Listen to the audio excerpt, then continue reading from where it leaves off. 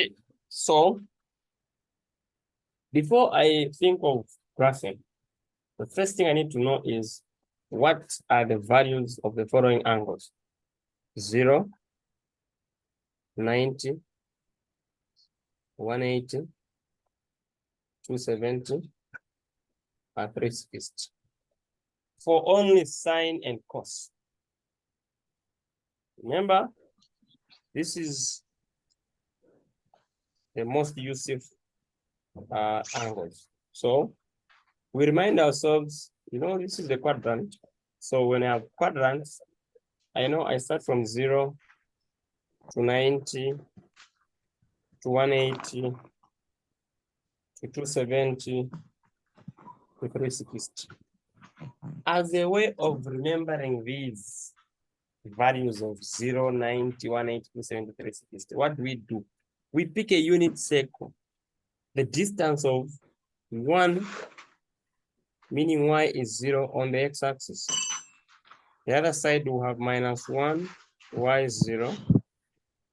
And then we'll have -1, meaning 0, comma -1. And then we'll have 0, comma +1.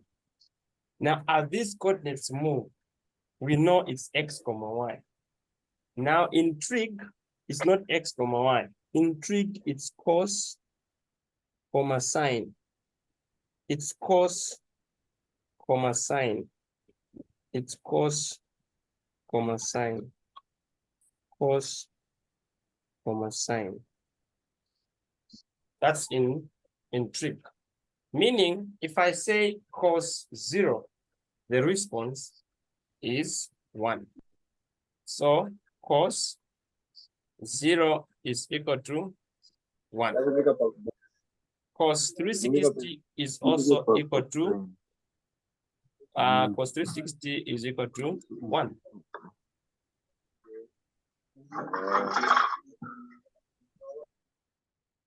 So you make sure that you are on mute unless you want to say something.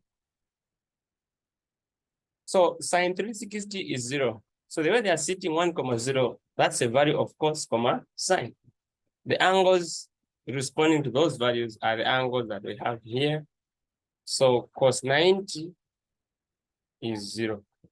Sine 90 is 1. So cos 180 is -1. Sine 180 is 0. Sine 270, cos 270 is 0. And sine 270 is -1. So you pick the angle and the value, the angle and the value. This is the easiest way you can remember things because it's easy to remember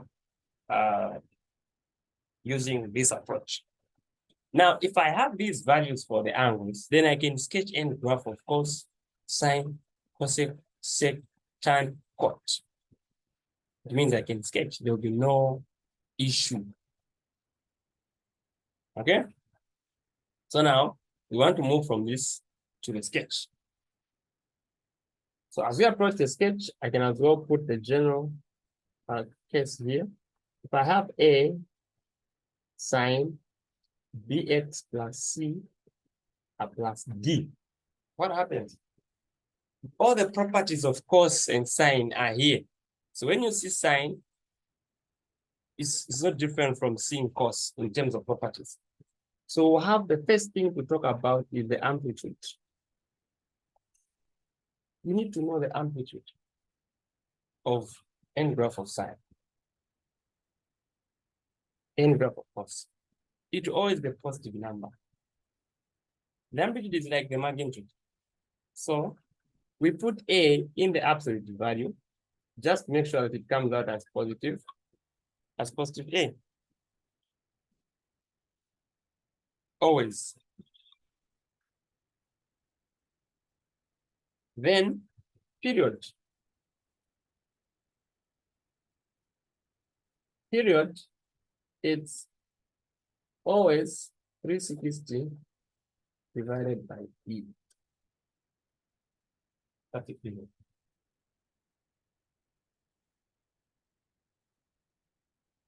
So you need to have a B to divide into 360. Then you also need to have the phase shift. The phase shift, you get bx plus c and equate it to 0. Then solve for x. So here I'll leave it open. I'll say solve for x. Then there's a vertical shift.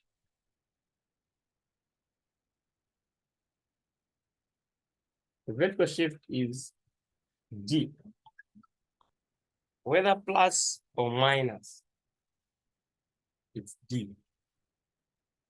If it's minus d, you take it as minus d. If it's plus d, you take it as plus d. Then now of all these, there's only one thing that you must add for the sketch to be complete. The scale. And the scale is the period divided by 4. Okay, the period divided by 4. So that P means the period divided by 4. But we are going to sketch using the angles. So when we use the angles, the only thing that matters on our sketch is 1, the scale. No, 1, the phase shift, 2, the scale. So only use these. We use the phase shift, we use the scale, then the graph will be complete. So the amplitude, the vertical shift, the period, those will be seen when you're done graphing. I'll show you that they're there.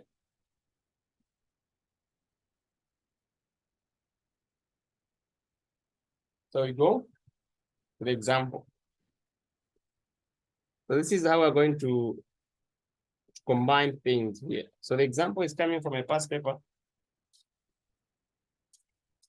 So that when you feel like going through past papers, you will notice that you'd have answered most of the questions. So this one, so past papers I'll be picking random. I can pick from 1100, I can pick from 1120, because we're in the same department. So sketch f of x is equal to 1/3 sine 2 x plus pi/2 plus 1. Now you're sketching from 0 to pi.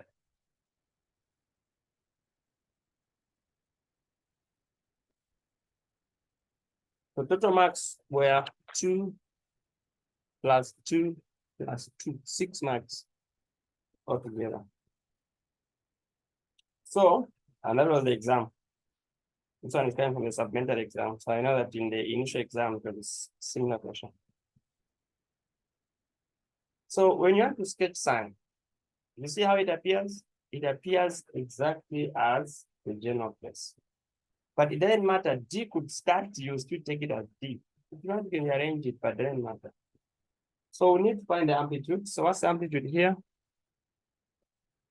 It's the absolute value of 1/3, but because 1/3 is already positive, we'll just put 1/3 like that.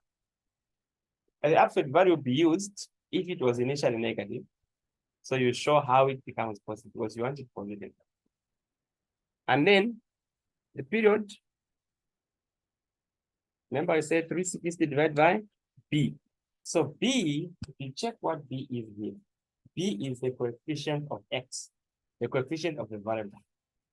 But here, there's a number in between sign and the variable. So if you don't want to have confusion, you can actually expand. So you have 2x plus pi like that, plus 1. So you can see that B is 2.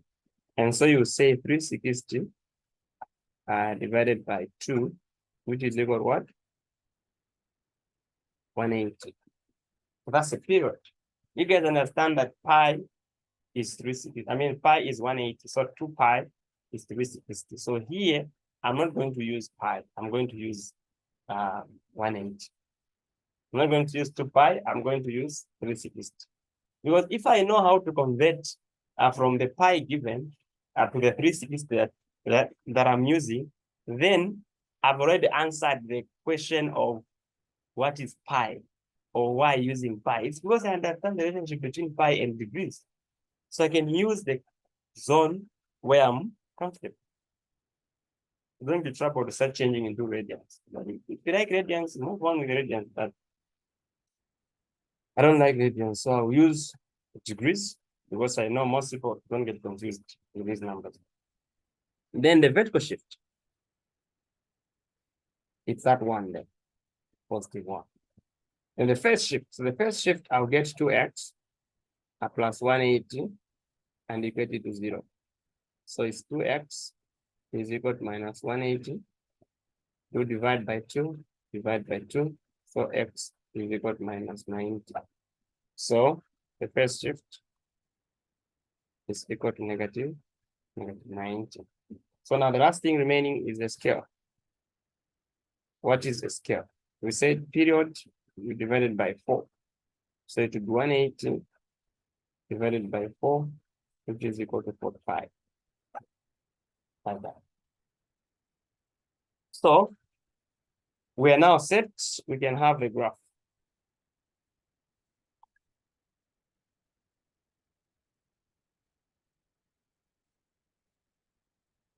So the graph is very nice. We are told we must sketch from 0 to 360. You see?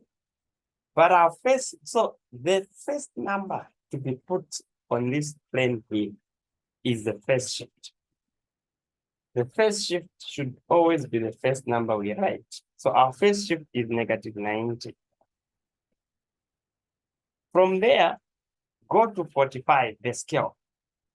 Get 45, which is the scale, and start adding to negative 90. So what is negative 90 plus 45? It will be negative 45. Negative 45 plus 45, it will be 0.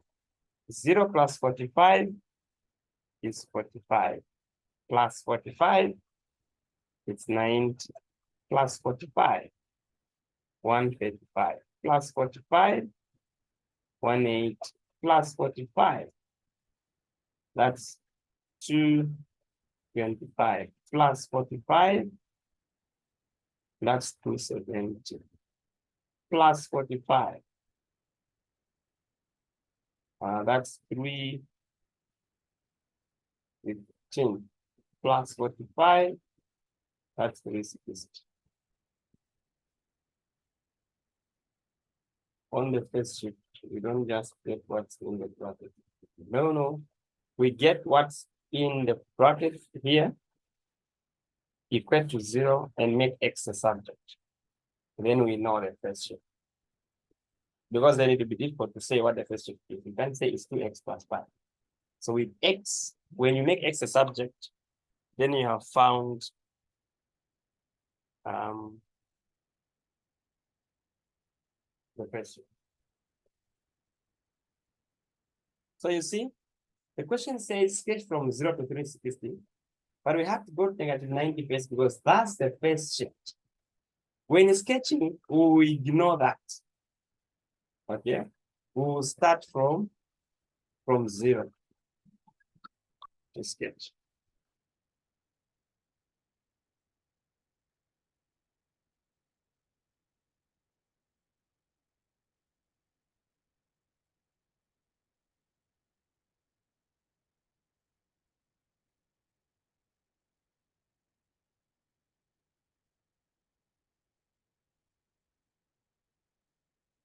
So we substitute numbers. If we substitute negative 90, again, or maybe for the sake of the system, let's go straight to where we're asked to start from 0. So we substitute 0 in the function f. So what is f of 0? So f of 0 in this case is 1/3 sine. So look, when this is 0, you get 0 plus 90. And then 2 times 90, it's 180. So we're having sine 180 here. But look, sine 180 is 0 on the other page. So the whole thing is 0 plus 1. So it will give us a 1. So we have a 1 there. Then we pick 45, substitute where there is x. So we have 1/3. Sir, I have a question. Yes. Yes, so like when we substituting 0 into the equation, Yeah, where there is like x. the one, yeah, so like where there's x, you've put the 0. Then there's a 2 there, like you're saying 2 times 0, meaning it's a 0. 0 plus 90, 0 plus? 9, 0 plus 90, don't we have 90? You're saying, Which one is where 90? is the, sorry? Which version are you reading? Star or the other one? Star. So star is pi 90 or 180? Yes. Pi is 180.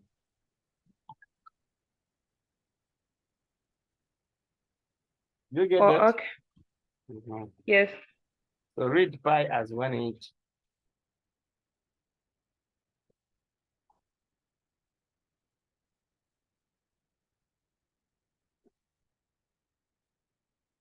Okay. So now, so there I've gotten 1. You go to 45. 45 times 2. 45 times 2, you also have 2 times 45 plus 180. Then plus 1. So what is 45 times 2? So 45 times 2 is 90. 90 plus 180 is 270. What's the value of sine 270? We go check there. Sine 270 is actually -1. So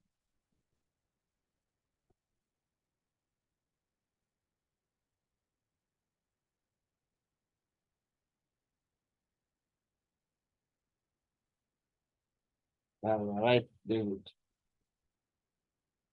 So it's -1. So we'll have -1/3 plus 1, which is equal to what? 2/3. So 2/3 is less than 1. So place 2/3 here. So there. We substitute 90. It will give us 1.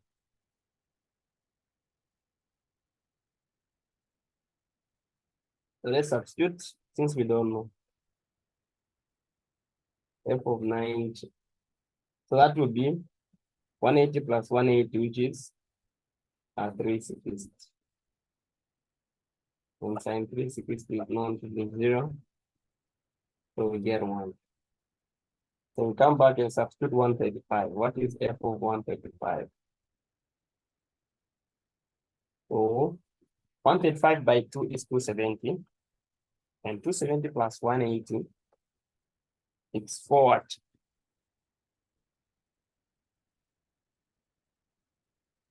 So we have sine 270 plus 180 will be 450. 450 plus 1 is equal to, so sine 450, have you seen 450 has gone beyond 360? So when you have a number that is bigger than 360, you substitute from that number, you substitute 360. So we get 0.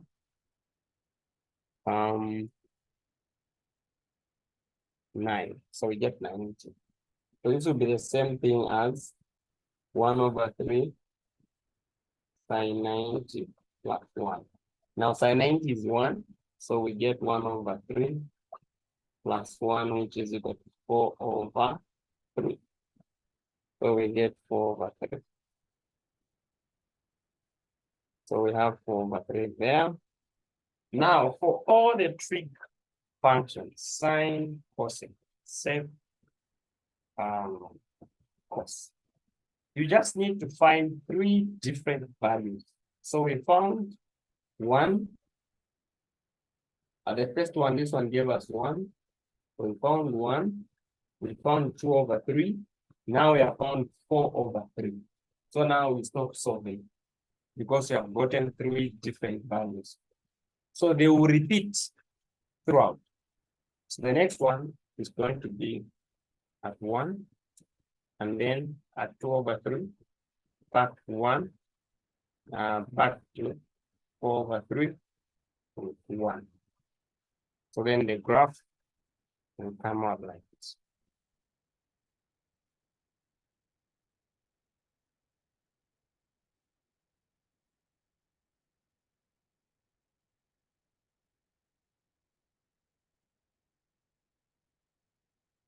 The graph will come out like that. So that one is a vector shift. The distance between 4/3 and 1 is the amplitude. The distance between 1 and 2/3 is the amplitude.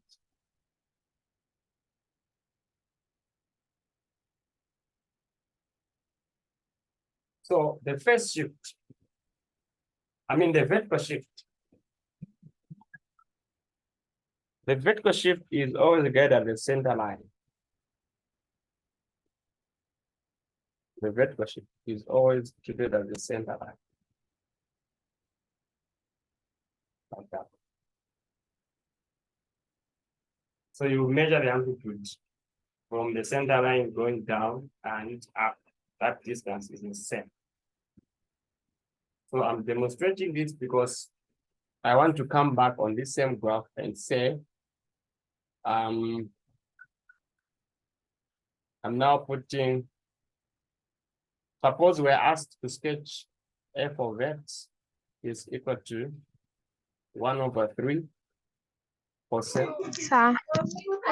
Okay, just a minute. X plus pi/2 plus 1. Yes.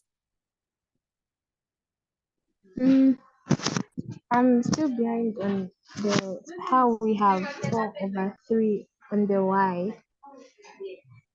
y-axis. Then my question was, when we get the x pi plus 1 equals to 0, do we always have to multiply it with the number outside, or we can just get it the way it is in the brackets then equals to 0?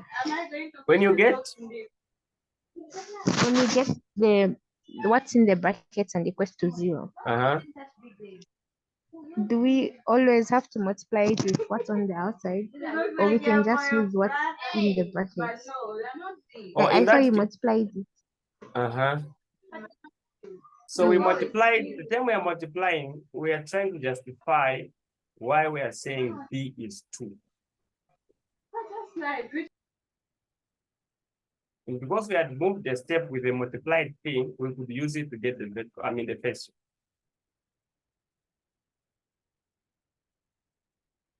If you don't multiply, even if you get it the way it is, because you're getting to 0, so that 2 would vanish into 0 as you divide it.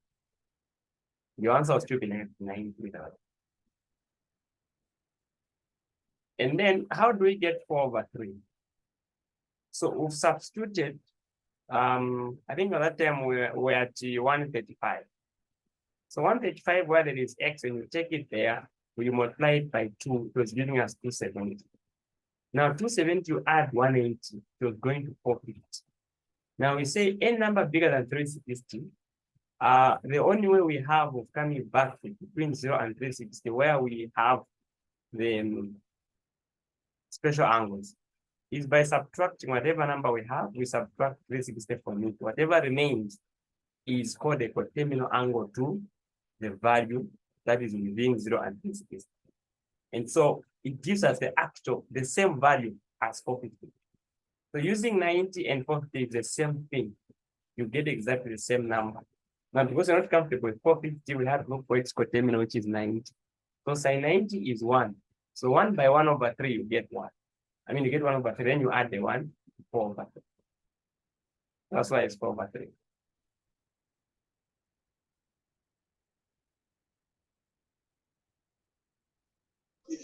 Thank you.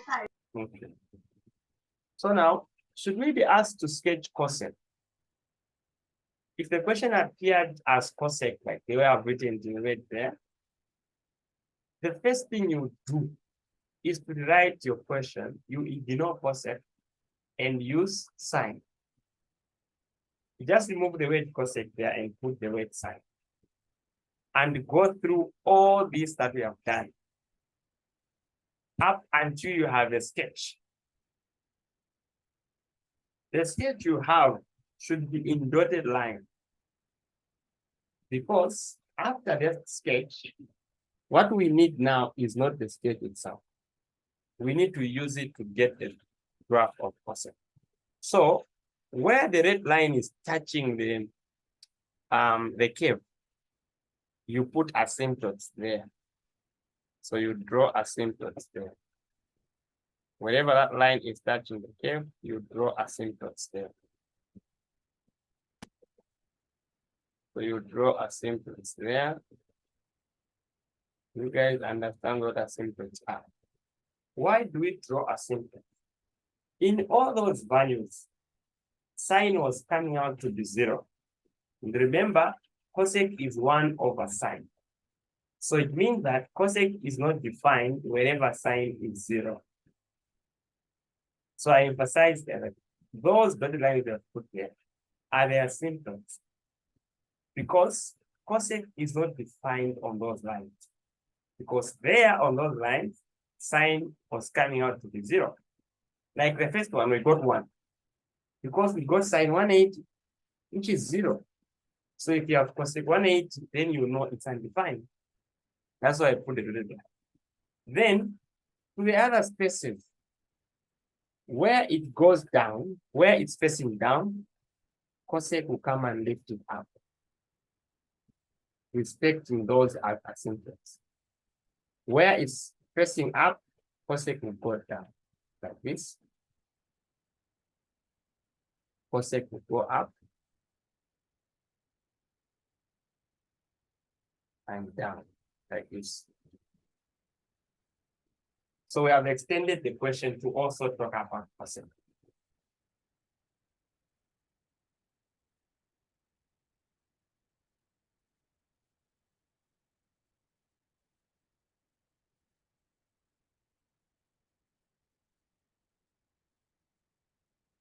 Okay.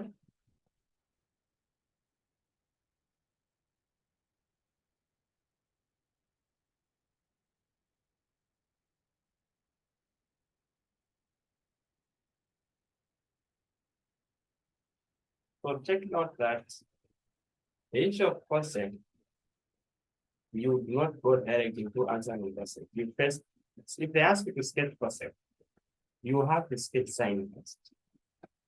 When you're done with sine, on the vertical asymptote number, you draw that red line. So it can guide you that here, wherever the curve is touching that line, you put dotted line, because those are asymptotes for the cosec line. And then now you can flip it up, flip it down, up, down, up, down.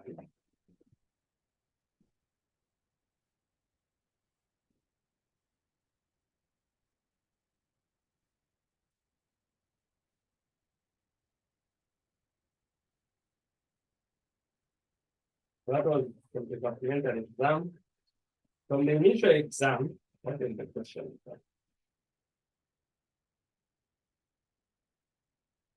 It was cost.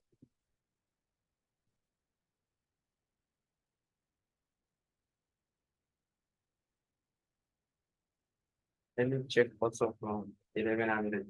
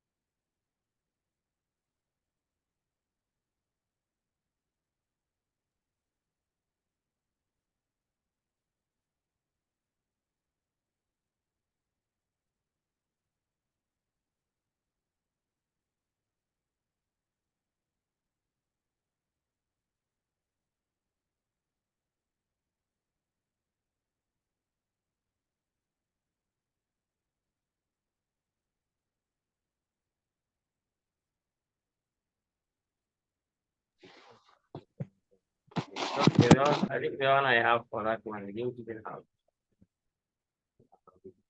such a thing. Okay. There's no person. This is a must.